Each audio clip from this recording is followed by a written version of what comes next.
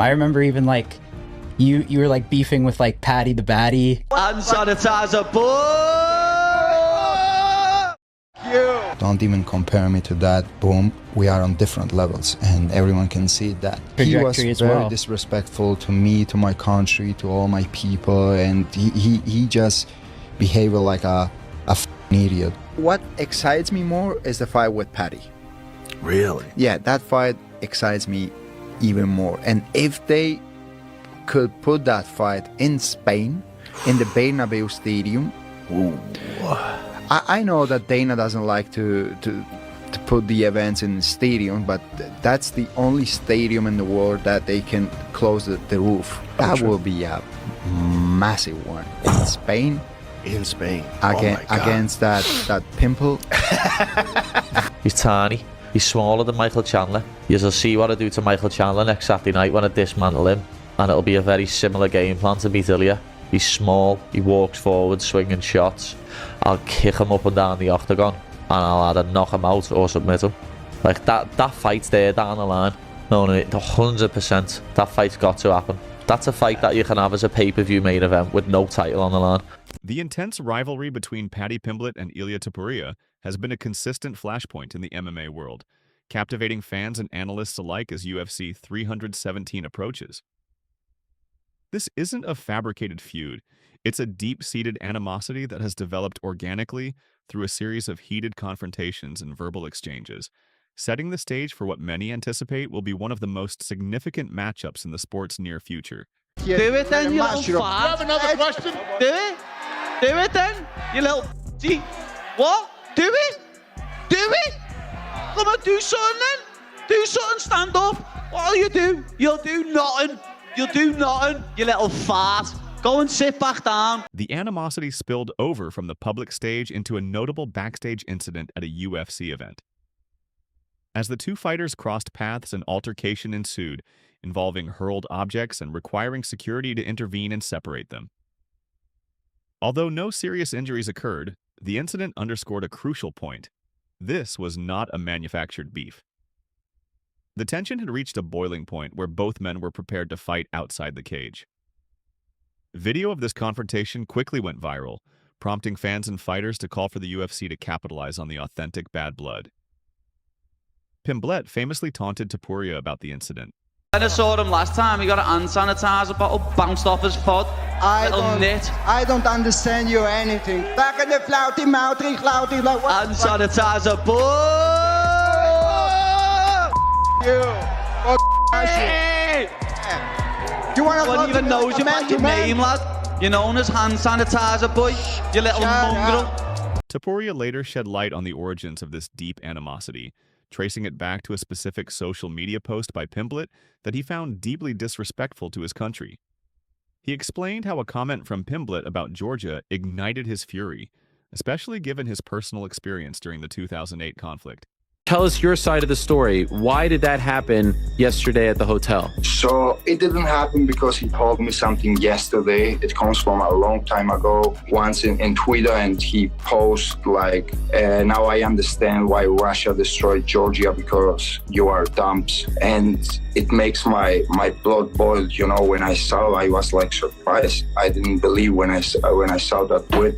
Because in 2008, I was living in Georgia when that war happened. And it was a very difficult time for me, for my family, for all my friends, for my country. You know, a lot of innocent people, kids were dying in that war. And see how someone is joking about that, it makes my blood boil. Topuria maintained his aggressive stance in a post-fight interview, questioning Pimblett's legitimacy and asserting that a future fight was inevitable. He charged that Pimblett was avoiding legitimate competition and vowed to reveal him to the world.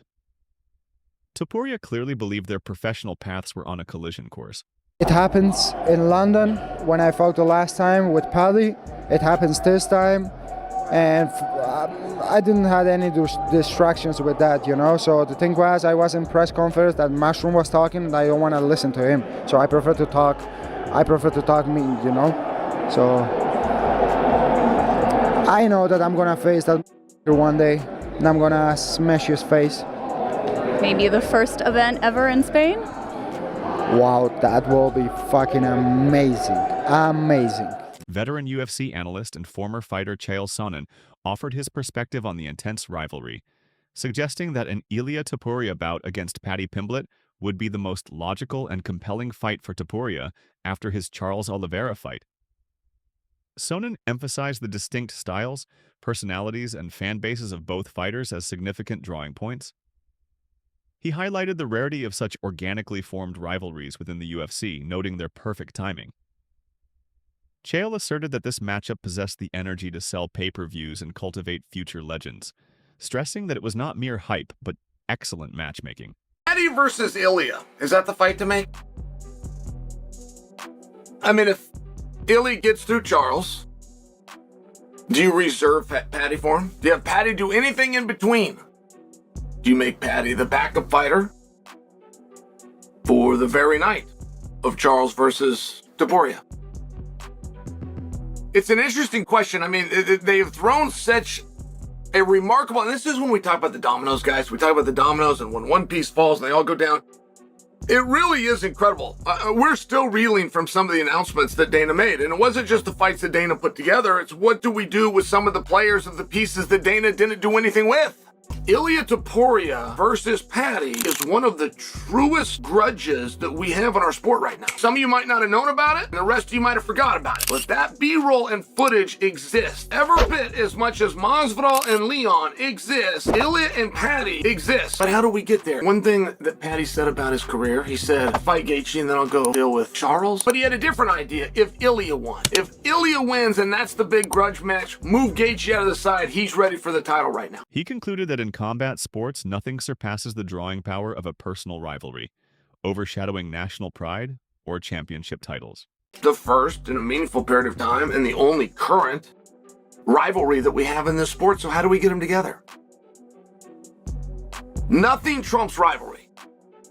You can have nationalistic, you can fight for pride of country, you can fight for world championships and undefeated records, but nothing trumps personal feud.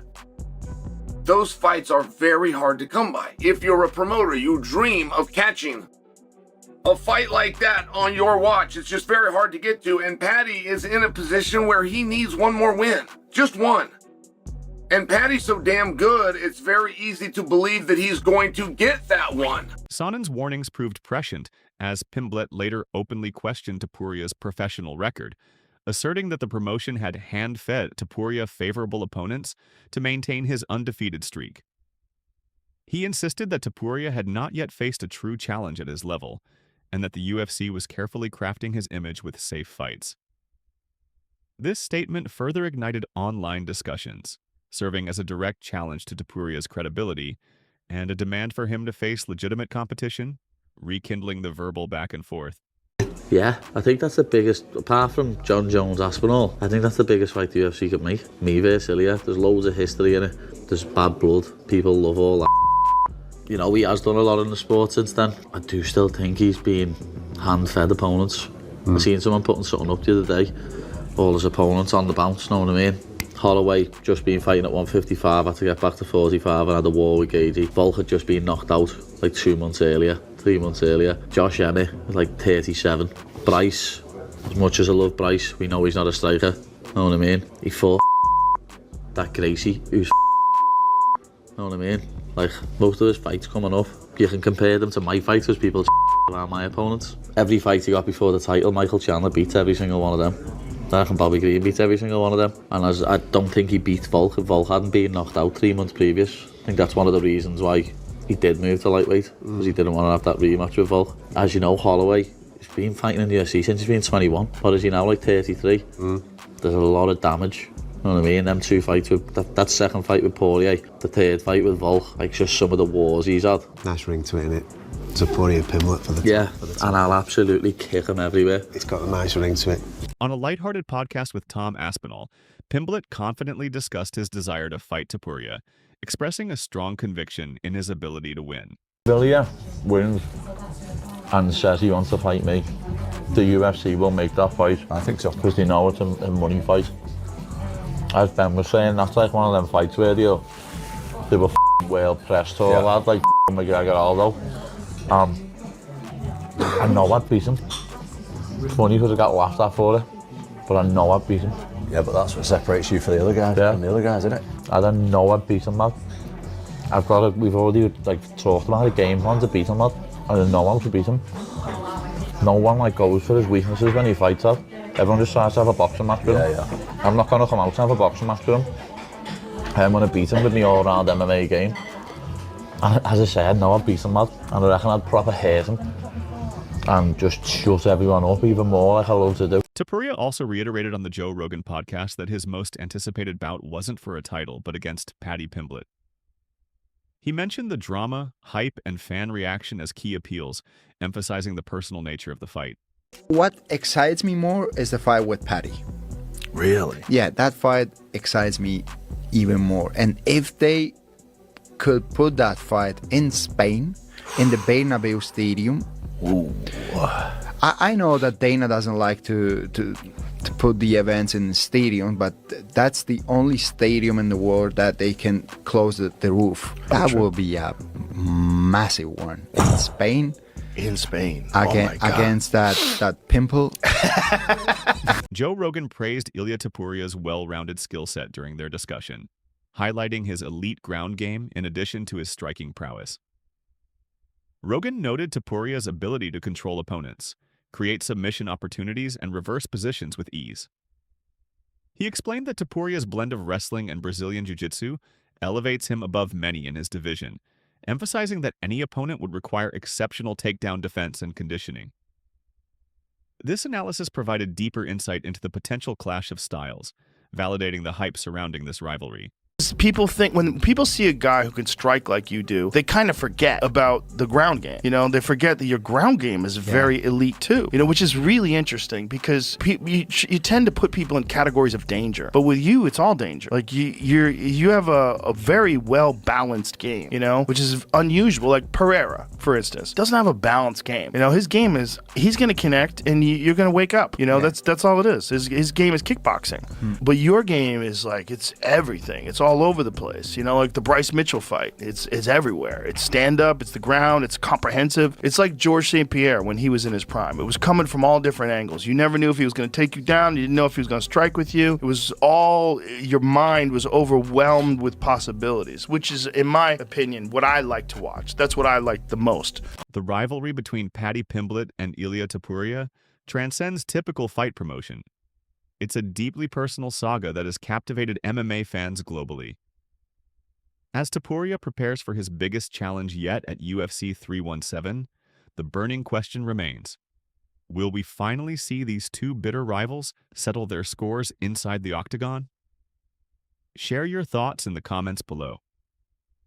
If you enjoyed this analysis, please like the video, subscribe to our channel for more in-depth MMA insights, and hit that notification bell so you don't miss any future updates.